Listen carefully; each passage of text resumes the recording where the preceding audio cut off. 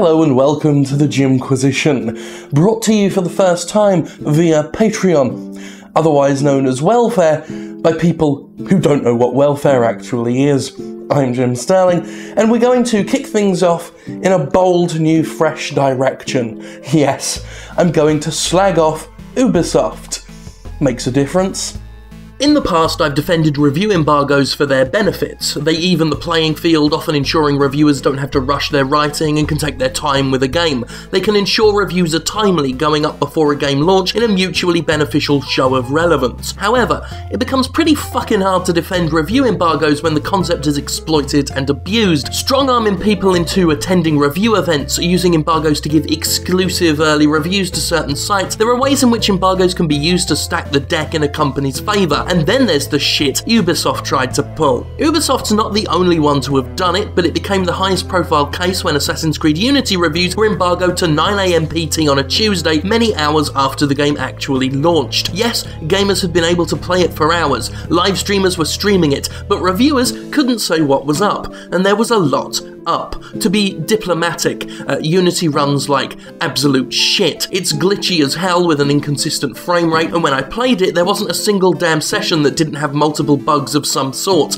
I fell through the world's map once, and it happened to a co-op buddy once too. The game froze and crashed on Xbox One 3 times during my sessions. There were multiple animation fuck-ups, such as Arno's sword wobbling about, fighting animations lagging and often losing all sense of hit detection, and generally, the whole thing was among the buggiest I've experienced recently for such a big AAA game. And one can't help but feel Ubisoft knows that when it wants to stop reviews from going live after most of the pre-orders are cashed in and everybody has a chance to purchase the damn game sight unseen. Because why else fucking do it? Nobody confident in their games would do it. Nobody who had something they were proud to show off would do it. And yet some companies insist on these shady little 9 AM PST launch day embargoes. Activision's been known to do it too, and it's ridiculous every time. Perhaps even more egregious, Sega recently refused to send advance review copies of its heavily marketed Sonic Boom to anybody, only begrudgingly sending a handful of copies to some outlets after launch, and the shocking amount of glitches and fuck-ups exposed in the game since reveal why. Sonic Boom is, by all accounts, a broken, cobbled-together piece of fucking shit, and Sega tried to keep critics from exposing that fact. They also pulled it with Aliens Colonial Marines, go fucking figure. But you can't keep a lid on this nonsense, and once the cat's out of the bag, it pisses all over your carpets. Ubisoft and Sega both suffered massive backlash and really couldn't defend their decisions when the quality of the games were lined up with their treatment of reviews. Ubisoft itself had to comment on the issue,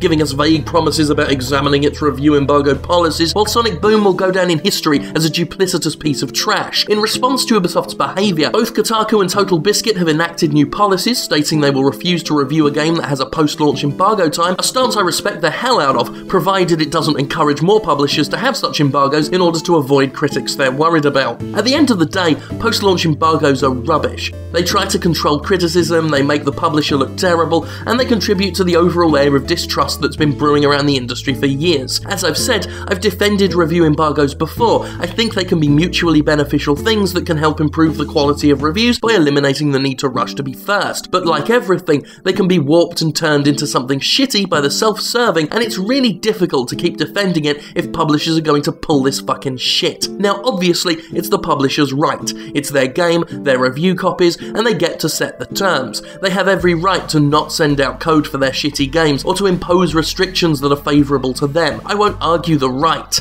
I will argue that this kind of stuff is pure, undiluted dicketry though, and given the backlash Ubi and Sega have enjoyed this week, it's clearly not a popular thing to do, and does very little to mitigate any negative publicity that could be acquired. You know, if Unity reviews released at or before launch, then sure, it would have been some bad advertising, it may have cost some negligible sales, but it wouldn't be a topic a week later, with people making fun of its ghastly broken faces. Thanks to Ubisoft, Unity is now synonymous with bugs and shady review embargoes, so good job breaking it, hero.